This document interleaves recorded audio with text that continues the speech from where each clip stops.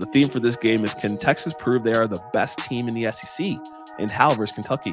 Right now, before the polls come out on Tuesday, Texas is the highest ranked SEC team in the college football playoff rankings. The over-under is 47.5. Texas is favored by a good old small number of 20.5. Yeah. I think that maybe Texas couldn't show us that they are the best team, but I think that if with a win here, they put themselves in the position to make the playoffs, nearly 100%. Because the only game that they have after this is a game in College Station, which if they lose, they would be joining the pool of other 2-loss SEC teams. Their resume doesn't speak to the rest of the SEC teams and isn't as good, but this would be one more step on the path. Beginning of the season, I called this game as one that could be a surprise win for Kentucky. I think Kentucky defense hasn't done what before the season we thought they would do.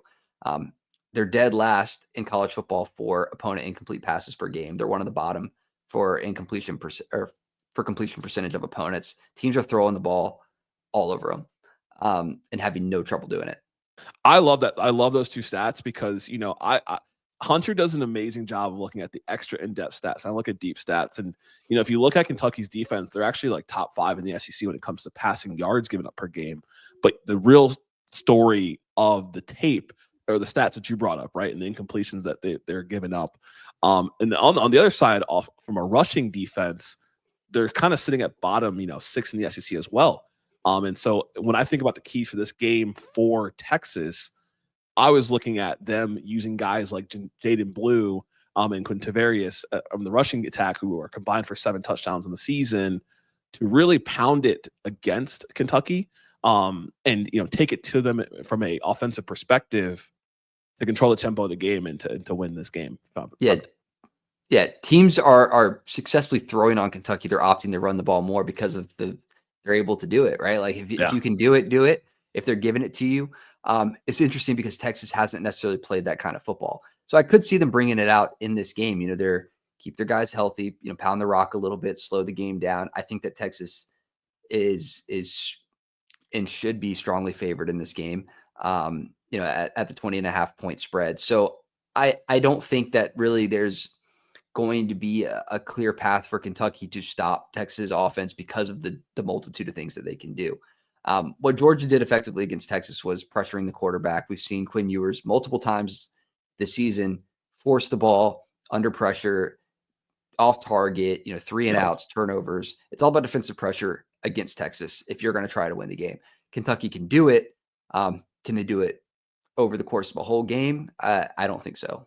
Yeah, I'm right there with you. And on the other side, even if Kentucky can do it over the course of a whole game, like we just need to really dive deep into these offensive struggles. This offense has not scored more than 20 points all season per game. The only game that they've won in the SEC, they won 20-17 over Ole Miss. It seems like it was a blip ago. And, so even if they are able to play a strong defensive game offensively, it hasn't been clicking for them. Brock Vandagriff managed to throw an interception against Murray State, who's 1 in 10 on the season at the FCS level.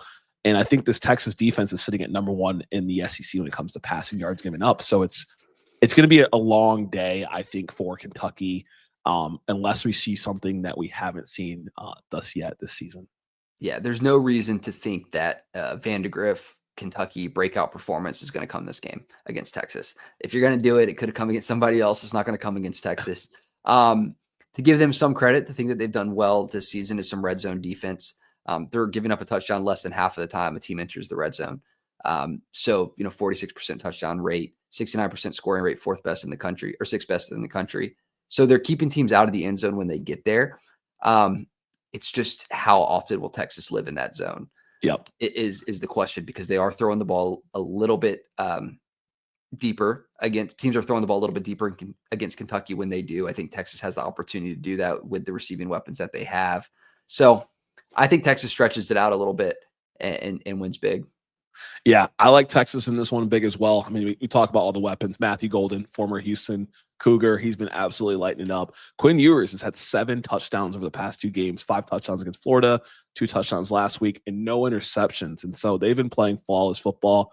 I know we're all looking for that quality SEC win on their schedule. It's not going to come from this game, but we will see a win in this game. In my book, I like Texas to cover in this one, 42-7. Ooh, all right. I like 41-13. I think hammer the over in this game. I like the over. I think Texas could cover the over in this game solo. Easily. So, Easily. just themselves. So it'll be interesting to see what happens here. Texas, don't get caught sleeping. Don't start looking ahead to the next game. Take care of business here, and then start looking toward A&M SEC championship.